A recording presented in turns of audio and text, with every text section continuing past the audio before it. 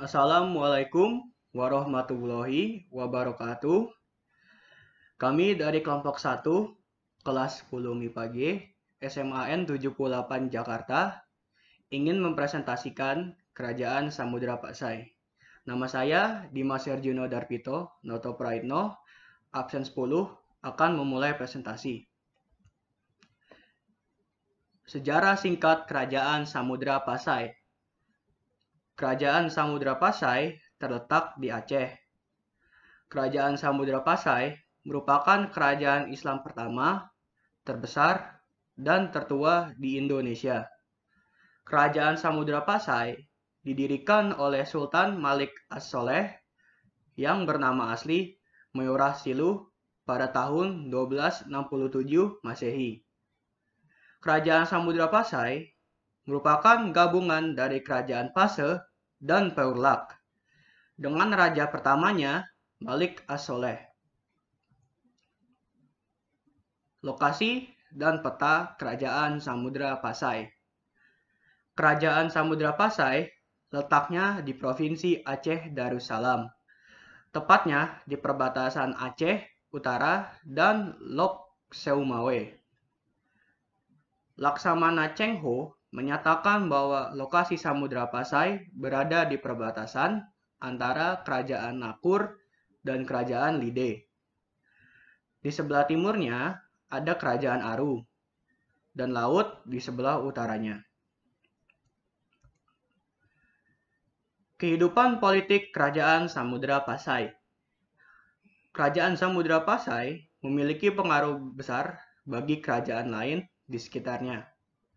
Kerajaan Samudra Pasai memiliki hubungan politik yang baik dengan negeri-negeri lain seperti Cina, Arab, Iran, dan negeri Timur Tengah lainnya. Kerajaan Samudra Pasai menciptakan hubungan kerjasama dalam bidang teologi, tafsir, militer, sains, dan bidang lainnya. Kerajaan Samudra Pasai menganut sistem kehidupan politik kerakyatan yang membuka pintu ilmu pengetahuan seluas-luasnya, namun dalam batasan syariat Islam. Kerajaan Samudra Pasai politiknya bersih karena raja-raja Kerajaan Samudra Pasai terkenal soleh. Kehidupan ekonomi Kerajaan Samudra Pasai. Komoditi perdagangan yang penting adalah lada, kapur barus, dan emas. Lada diekspor ke mancanegara dan menjadi sumber utama pemasukan kerajaan. Mata uang yang digunakan adalah dirham atau mata uang emas. Kehidupan sosial Kerajaan Samudra Pasai. Kehidupan sehari-hari masyarakat diatur sesuai dengan syariat dan hukum-hukum Islam. Tuntunan agama dijadikan sebagai pegangan hidup, sehingga ketaatan rakyat dengan Tuhan dan dengan rajanya sangat terasa. Terima kasih, sekian.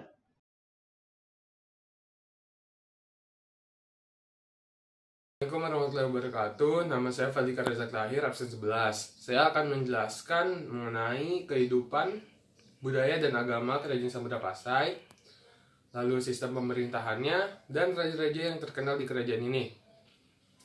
Nah, untuk kehidupan budaya, Kerajaan Samudra Pasai memanfaatkan huruf Arab yang dibawa oleh agama Islam untuk membuat karya dalam bahasa Melayu, sehingga dapat dipadukan menjadi huruf Arab Jawi.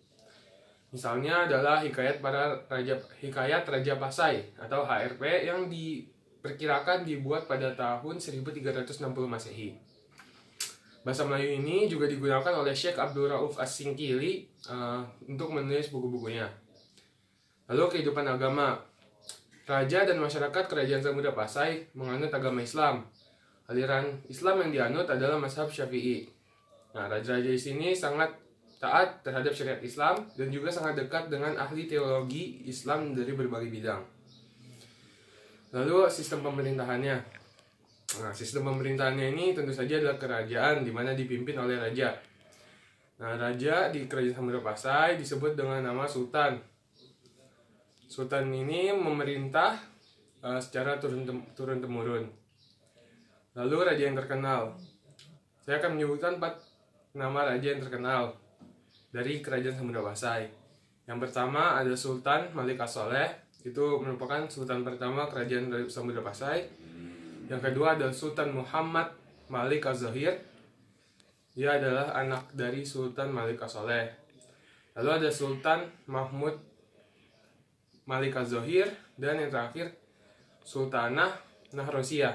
Nah, mengapa disebut Sultanah? Karena beliau adalah perempuan. Jadi kalau laki-laki disebutnya Sultan dan perempuan disebutnya Sultanah.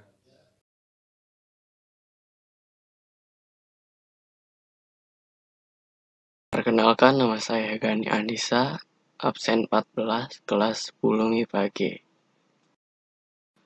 Di sini saya akan menjelaskan raja-raja kerajaan Samudra Pasai yang terkenal. Yaitu ada pertama Sultan Malik As-Saleh, kedua Sultan Muhammad Malik Az-Zahir, yang ketiga ada Sultan Mahmud Malik Az-Zahir, yang keempat ada Sultanah Nahrasiyah. Yang pertama ada Sultan Malik As-Saleh. Ia merupakan pendiri sekaligus Sultan Islam pertama di Indonesia. Lalu ia berhasil menguasai Selat Malaka yang pada saat itu menjadi pusat perdagangan internasional yang lada sebagai komoditas ekspor utamanya, juga sutra dan kapur barus. Lalu ia juga berhasil membuat kehidupan masyarakatnya maju karena hubungan baik dengan kerajaan Delhi, Maroko, Ottoman, dan Persia untuk berbagi ilmu.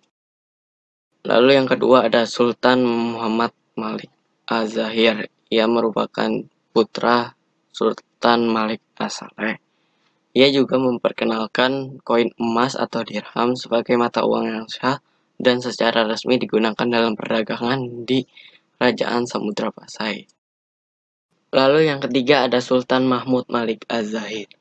Ia merupakan sultan yang berhasil membuat Kerajaan Samudra Pasai terkenal sebagai kerajaan dagang yang maju. Ia juga bekerja sama dengan pedagang Cina untuk menyediakan beberapa jenis barang dari Cina yang dapat dibeli oleh pedagang tanpa harus berlayar ke Cina. Lalu yang keempat ada Sultanah Nahrasiyah.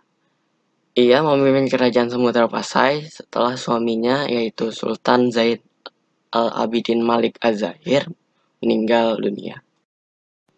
Ia juga membuat kerajaan Samudra Pasai dipimpin oleh seorang sultanah, bukan sultan lagi. Sultanah yaitu pemimpin perempuan.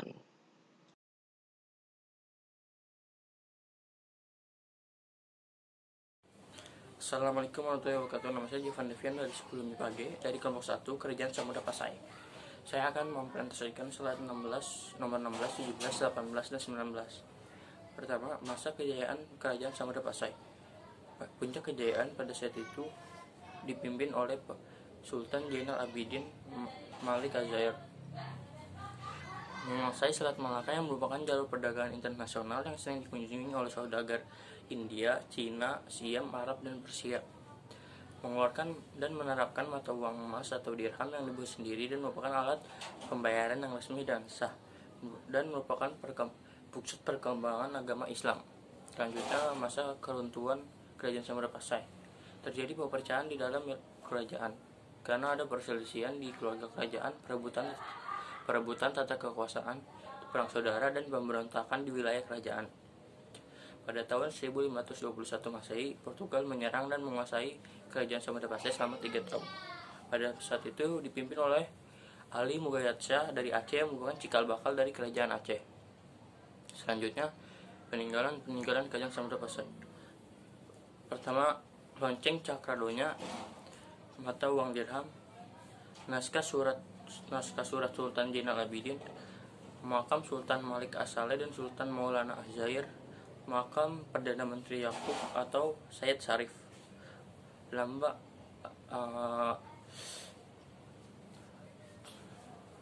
Cakradonya, cakra yang berarti poros roda, lambang-lambang Wisnu, Cakrawala atau matahari. berasal dari bahasa Jawa yang berarti dunia, merupakan hadiah dari Kaisar Yongle melalui Perdana Laksamana Cheng Ho pada saat pemerintahan Zainal Abidin. Di bagian luar terdapat simbol-simbol yang dibentuk dari aksara Cina dan Arab. Pada tahun 1915 Masehi dipindahkan ke Museum Aceh. Sekian dari presentasi saya. Mohon maaf bila ada kekurangan. Wassalamualaikum warahmatullahi wabarakatuh.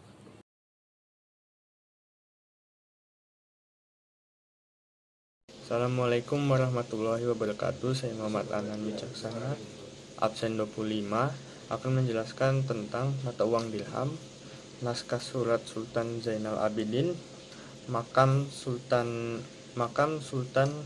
Malik As-Soleh dan Sultan Maulana Az-Zahir, dan yang terakhir makam Perdana Menteri Tengku Yaakob atau Syed Syarif. Pertama, mata uang dirham adalah mata uang yang digunakan oleh rakyat Kerajaan Samudra Pasai sebagai alat pembayaran yang sah. Mata uang ini berupa koin emas yang memiliki diameter 10 mm dan berat 0,6 gram. Mata uang ini terbuat dari campuran emas, perak, dan tembaga, dan mata uang ini memiliki ciri khas yang unik, yaitu berupa koin emas dengan tulisan Arab di tengahnya.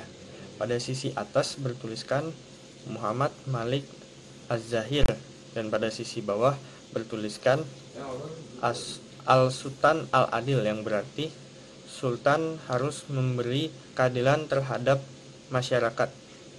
Selanjutnya, naskah surat Sultan Zainal Abidin. Surat ini diberikan kepada Kapten Moran sebelum dirinya meninggal. Surat ini ditulis menggunakan bahasa Arab, dan surat ini isinya menjelaskan tentang keadaan Samudra Pasai pada tahun 1511 Masehi ketika Malaka jatuh ke tangan Portugis. Selanjutnya itu makam Sultan Malik As-Soleh dan Sultan Maulana Az-Zahir. Makam ini berada di Desa Beulingin, Kecamatan Samudra, yang batu nisannya dituliskan dengan tulisan Arab. Dan yang terakhir, makam Perdana Menteri Tengku Yaakob atau Syed Syarif. Ini adalah makam Perdana Menteri Kerajaan yang bernama Tengku Yaakob atau Syed Syarif. Batu nisannya itu ditulis dengan tulisan indah yang mencakup ayat kursi, surat Al-Imran ayat 18 dan surat Al-Hasyr ayat 21 sampai 22.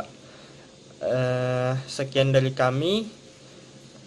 Semoga bermanfaat. Bila ada kesalahan mohon dimaafkan. Assalamualaikum warahmatullahi wabarakatuh.